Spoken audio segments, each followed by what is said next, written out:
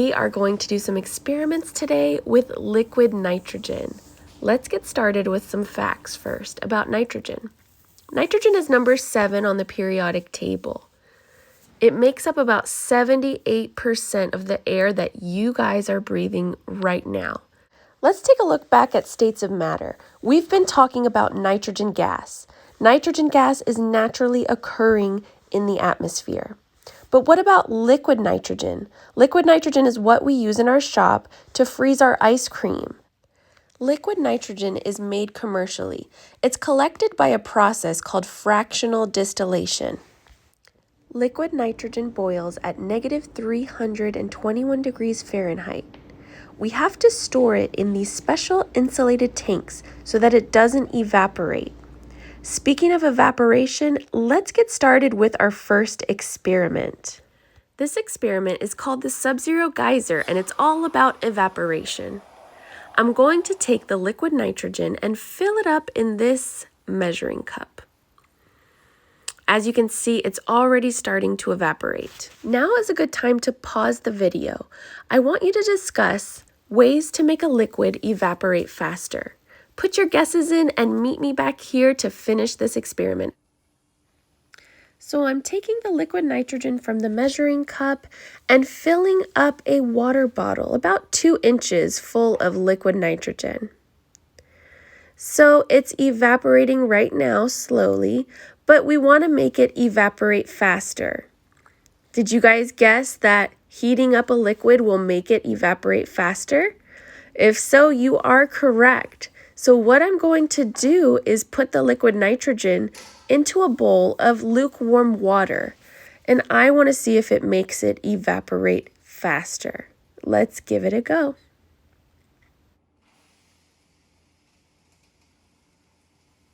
Yes, it started evaporating a lot faster, and you can see all the vapor rushing out of this water bottle. Look out, this next experiment involves an exploding balloon. It's very similar to the last experiment. We are going to set up our bowls in the same way, and we're also going to fill up our water bottle with another 2 inches of liquid nitrogen. We're still going to put this water bottle into the lukewarm water, but we're going to put a balloon over the lid. What do you think is going to happen? Feel free to pause and discuss your guesses, but we're going to keep going. So it is blowing up that balloon really fast. I have actually never seen a balloon get this big, so I was a little scared.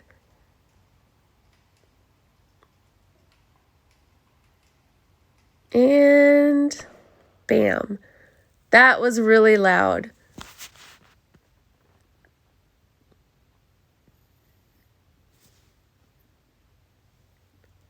So I found the balloon, and as you can see, it is completely shredded. I'm sure there's other pieces all around our shop. Pretty cool.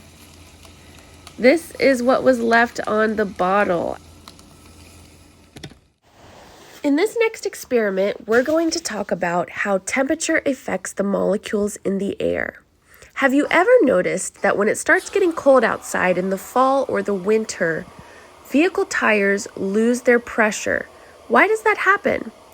It's because when the temperature drops, the molecules in the air and in those vehicle tires slow down and get close together. That's why it loses its pressure. I'm going to show you this now by putting this balloon directly into the liquid nitrogen.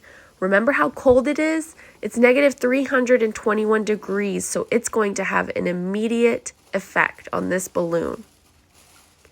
I'm going to pull it out, and you're going to see that it is pretty flat like a pancake.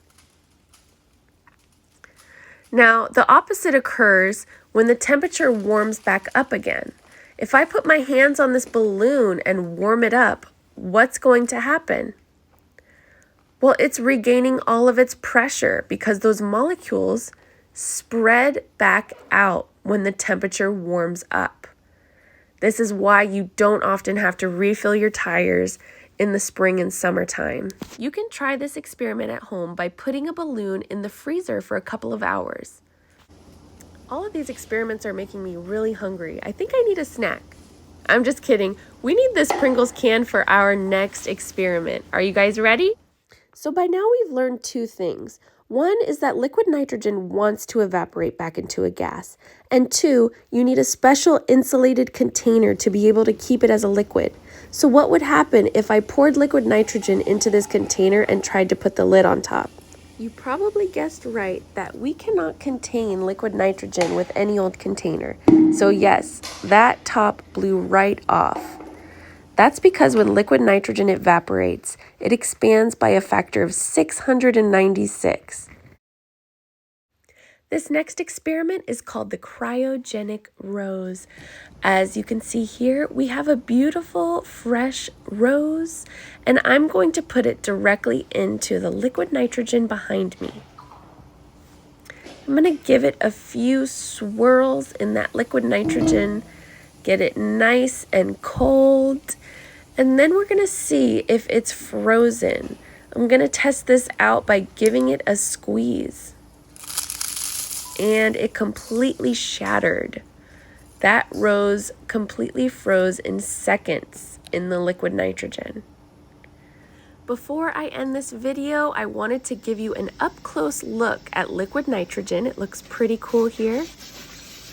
And I wanted to let you know that you can put together a list of questions for me and have your teacher email it, and I will be happy to respond with any questions you have. I really enjoyed making this video for you guys, and I can't wait to hear from you.